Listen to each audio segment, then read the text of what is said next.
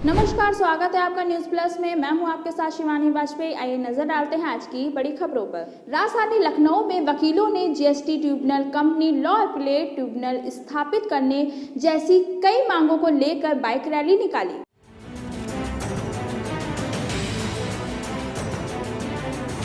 लोकतंत्र का स्तंभ न्यायपालिका के अधिवक्ता 14 फरवरी से आंदोलनरत हैं। दरअसल आपको बता दें कि अवध बार एसोसिएशन द्वारा GST tribunal company law appellate tribunal स्थापित करने व उच्च न्यायालय के क्षेत्राधिकारी में कानपुर, बरेली, शाहजहांपुर, मेरठ आदि मंडलों को शामिल किए जाने की मांगों को लेकर अधिवक्ता अनिश्चितकालीन कार्य बहिष्कार पर चले गए थे। इसी कड़ी में आज राजधानी लखनऊ के अधिवक्ताओं ने बाइक रैली निकाली। वकीलों की ये बाइक रैली हाईकोर्ट के गेट नंबर 6 से शुरू होकर 1090 चौराहे तक गई। इस रैली में सैकड़ों की तादाद में अधिवक्ता शामिल हुए। न्यूज प्लस के लिए लखनऊ से अभिषेक पांडे की रिपोर्ट। वहीं इस मुद्दे पर अवध बार एसोसिएशन के वाइस प्रेसिडेंट आतिश सिंह से न्यूज प्लस के संवाददाता अभिषेक पांडे ने खास बात की।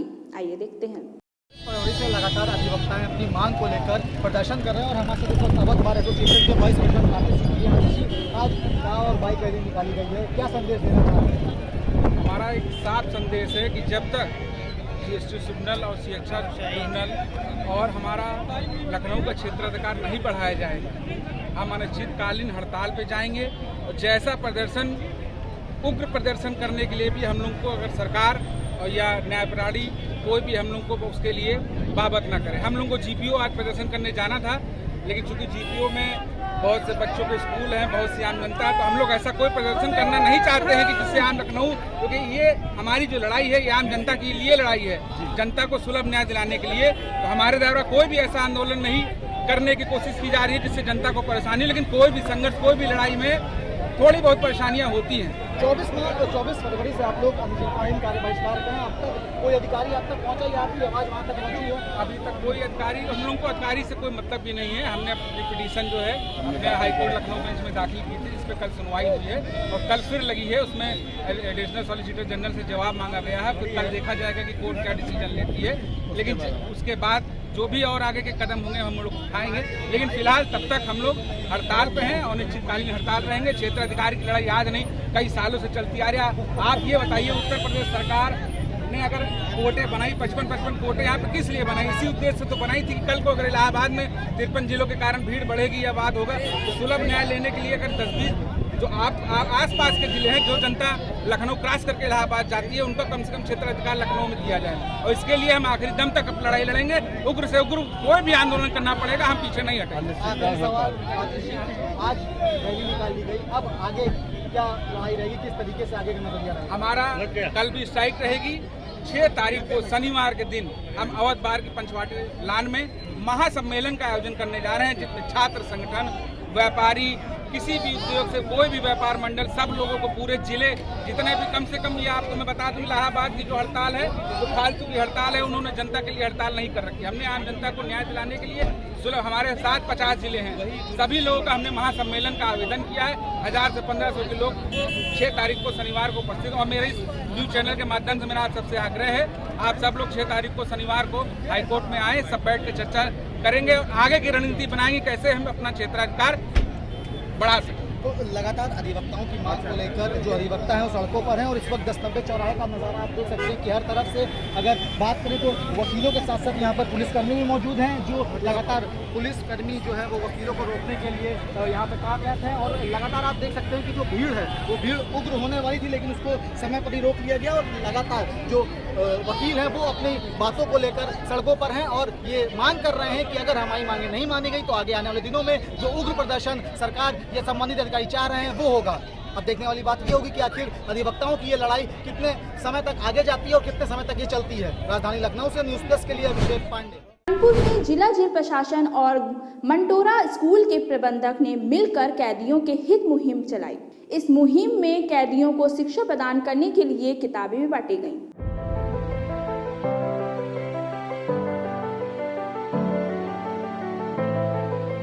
शिक्षा सभी का अधिकार है और वो सभी को मिलनी चाहिए। इस बात को ध्यान में रखते हुए कानपुर प्राइवेट स्कूल एसोसिएशन व मंटोरा स्कूल के तत्वाधान में आज कानपुर जिला कारागार में बंदियों को 300 किताबें वितरित की गई और किताबों को रखने के लिए अलमारी भी उपलब्ध कराई गई। डेट 3 मार्च को Kanpur public private school association के माध्यम से सीबीएसई बोर्ड से संबंधित जो पुस्तकें हैं एसोसिएशन के पदाधिकारी आज हमारे कारागार में उपस्थित हैं और कारागार में निरुद्ध बंदियों के लिए इन्होंने सीबीएसई बोर्ड से संबंधित जो भी स्टार्टिंग से संबंधित जो निरक्षर बंदी है, जो उनसे संबंधित कुछ किताबें हैं, ग्रामर से संबंधित किताबें हैं, तो इस प्रकार की किताबों को प्लस आज हमारी लाइब्रेरी के लिए कारागार में पूर्व से स्थापित लाइब्रेरी के लिए इन्होंने एक लोहे की रैक भी उपलब्ध कराई है और उसी के संदर्भ में आज इस कार्यक्रम का आयोजन किया गया और मैं एसोसिएशन के सभी पदाधिकारियों को दिल से हार्दिक धन्यवाद देता हूँ। कार्यक्रम का आरंभ जेल अधीक्षक आर.के. जायसवाल ने किया। प्रधानाचार्य ऋतु वाजपेयी के अनुसार शिक्षा सभी के जीवन के लिए महत्वपूर्ण है। वहीं सीबीएसई कोऑर्डिनेटर बलविंदर सिंह ने बताया कि हम जल्द ही जेल अधीक्षक की परमिशन से जेल में सीबीएसई की पढ़ाई के लिए हम प्रधानाचार्य व अध्यापकों की ड्यूटी लगाया करेंगे। जो लाइब्रेरी है उसका भी एक निरीक्षण किया जाए, वहाँ विजिट की जाए ताकि आने वाले समय में इस लाइब्रेरी को और बढ़िया कैसे किया जाए ये कानपुर प्राइवेट स्कूल एसोसिएशन देखेगी। तो कानपुर प्राइवेट स्कूल एसोसिएशन की तरफ से आने वाले टाइम में यहाँ पर कुछ बच्चों के लिए जितने भी यहाँ पे कारागार में रह रहे हैं उनके लिए कुछ लेक्चर रखे जाएंगे, उनको पढ़ाई लिखाई के लिए यहाँ पे टीचर भेजे जाएंगे जो इनको मैथ, साइंस, इंग्लिश पढ़ाएंगे, हिंदी पढ़ाएंगे और इस लाइब्रेरी को भी और कैसे बढ़िया किया जाए इसका भी हम प्रबंध करेंगे और इसके लिए भी प्लानिंग करेंगे। एसोसिएशन के पदाधिकारियों ने जेल अधीक्षक और दूसरे अधिकारियों को सम्मान पत्र देकर इस दौरान सम्मानित भी किया। न्यूज़ प्लस के लिए कानपुर से अविरल गुप्ता की रिपोर्ट। वहीं जेल में कैदियों के रखरखाव, खाने पीने की व्यवस्था के साथ साथ कोविड की गाइडलाइन को लेकर न्यूज़ प्लस से जेल अधीक्षक ने खास बात की। आइए देखते हैं। हमारे साथ में जिला कारागार के अधीक्षक हैं आर.के. जायसवाल जी। सर, से एक कहा जाता है कि जेल के प्रति एक मानसिकता अलग है, तो किस तरीके से क्या व्यवस्थाएं होती हैं और क्या चेंजमेंट आए हैं अभी फिलहाल? देखिए, अब तो मालूम है कि वर्तमान में सारी चीज़ें हाईटेक हो चुकी हैं, तो कारागार भी इससे अछूता नहीं रहा है। कारागार में भी सारी चीज़ें टोटल कंप्यूटराइज हो चुकी हैं। ऑनलाइन यहाँ मुलाकात की व्यवस्था है, शिक्षा की व्यवस्था है। जेल में इग्नू का सेंटर ऑलरेडी यहाँ चल रहा है और हाई स्कूल, इंटर के प्राइवेट फॉर्म यूपी बोर्ड के यहाँ से भरे जाते हैं। वर्तमान में राजर्षि टंडन ओपन यूनिवर्सिटी का भी यहाँ सेंटर इस्टेब्लिश होने जा रहा है।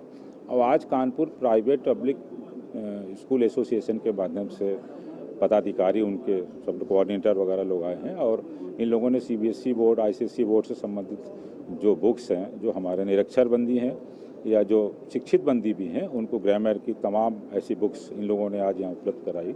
कारागार में स्थापित लाइब्रेरी के लिए इन्होंने रैक वगैरह भी उपलब्ध कराई है। और चूँकि अब बहुत सारी चीज़ें पारदर्शी हो चुकी हैं, शिक्षा एक महत्वपूर्ण चीज़ है। ये कारागार में जो निरक्षर बंदी, उनको शिक्षित किए जाने का कार्यक्रम निरंतर चलता रहता है। कक्षा 5 से 8 तक यूपी बोर्ड के बीएसए के माध्यम से यहाँ परीक्षाएं होती हैं। हाई स्कूल, इंटर का प्राइवेट फॉर्म भरा जाता है। इग्नू का सेंटर है, तमाम प्रोफेशनल कोर्सेज हैं और बीए तक के भी यहाँ इग्नू के माध्यम से एग्ज़ाम्स वगैरह होते हैं। तो हम लोग की एक जिम्मेदारी ये भी है कि जो निरक्षर आ रहे हैं या जो शिक्षित हैं, जो पढ़ना चाहते हैं आगे, उनके लिए हम लोग कारागार प्रशासन की तरफ से शिक्षा की व्यवस्था करें। इसी उद्देश्य के साथ हम लोगों ने इस आज कैंप का यहाँ पे आयोजन किया है और इसमें Kanpur public private school association के पदाधिकारी आए हैं और इसमें इनका सहयोग और आगे भी भविष्य में इन लोगों ने कहा कि यहाँ पे भी सीबीएसई बोर्ड से संबंधित जो इनके टीचर्स वगैरह हैं, रेगुलर क्लास लेने के लिए यहाँ पे आते रहेंगे। तो इस कार्यक्रम के आयोजन के लिए आज मैं विशेष रूप से Kanpur private public school association के पदाधिकारियों को दिल से हार्दिक धन्यवाद देना चाहूँगा। अगर खाने की बात करी जाए तो लगातार सवाल उठते रहते हैं कि जेल में खाना अच्छा नहीं मिलता है, तो यहाँ पर किस तरीके की व्यवस्था है, किस तरीके से आप इंतजाम करते हैं? देखिए, अब ये एक, मैं भी जब कारागार विभाग में नहीं था, मेरे दिमाग में भी चीज़ रहती थी कि जो आदमी कारागार से जुड़ा नहीं है, जिसको सही चीज़ों की जानकारी नहीं है, उसकी सोच स्वाभाविक रहती कि कारागार में भोजन से संबंधित तमाम समस्याएं रहती। लेकिन वर्तमान में काफ़ी पारदर्शिता आ गई है। तमाम उच्चाधिकारियों का यहाँ इंस्पेक्शंस वगैरह होते रहते हैं और विशेष रूप से हम लोग भी इन चीज़ों पर विशेष ध्यान देते हैं कि कारागार में खाने की क्वालिटी और क्वांटिटी दोनों में मैं विशेष रूप से इसमें काफ़ी सतर्क रहता हूँ। इसमें कोई समझौता ना करूँ और इसमें हमारे लगभग सारे, इसमें अब तो तमाम बंदी कोर्ट में पेशी भी जाते हैं, तमाम पत्रकार बंधु उनके मिलने वाले भी हैं, तो उसमें अब सारी चीज़ें पारदर्शी हैं उनके क्वांटिटी और क्वालिटी में।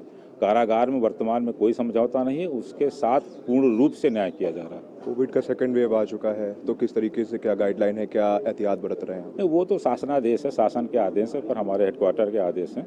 अब जैसे मुलिमों का कोर्ट जाना शुरू हो चुका, वहाँ से जो लोग आते हैं उनको हम क्वारंटाइन करते हैं। क्वारंटाइन करके हमारे डॉक्टर साहब हैं, पैरामेडिकल स्टाफ है, वो लोग उनको स्क्रीनिंग करके डिस्ट्रिक्ट लेवल से कोविड जांच की टीम आती है, उनकी RT-PCR टेस्ट भी होता है, रैपिड एंटीजन टेस्ट भी होता है। जो बंदी पॉजिटिव आते हैं, जेल में L1 हॉस्पिटल CMO के माध्यम से पहले से स्थापित है, उसके लिए डॉक्टर पैरामेडिकल स्टाफ यहाँ पे हमेशा 24 आवर उपस्थित रहता है। जो भी बंदी पॉजिटिव आती है L1 हॉस्पिटल में उनको हम एडमिट रख के उनको प्रॉपर आयुष मंत्रालय की गाइडलाइन है, काढ़ा है, गर्म पानी है, हल्दी वाला दूध है, प्लस एलोपैथ है, तो तमाम सारी चीज़ें जो है उसमें कारागार में शुरुआत में भी आप ये कहिए कि शुरुआत में जब काफ़ी बंदी यहाँ पॉजिटिव 250-300 करीब बंदी हमारे पॉजिटिव हो गए थे, लेकिन हम अपने अथक प्रयास और मेडिकल टीम के माध्यम से उन सब चीज़ों में हम लोगों ने नियंत्रण पाया और वर्तमान में कोई भी बंदी कारागार में पॉजिटिव नहीं है। Thank you sir. तो ये थे हमारे साथ में जेल अधीक्षक के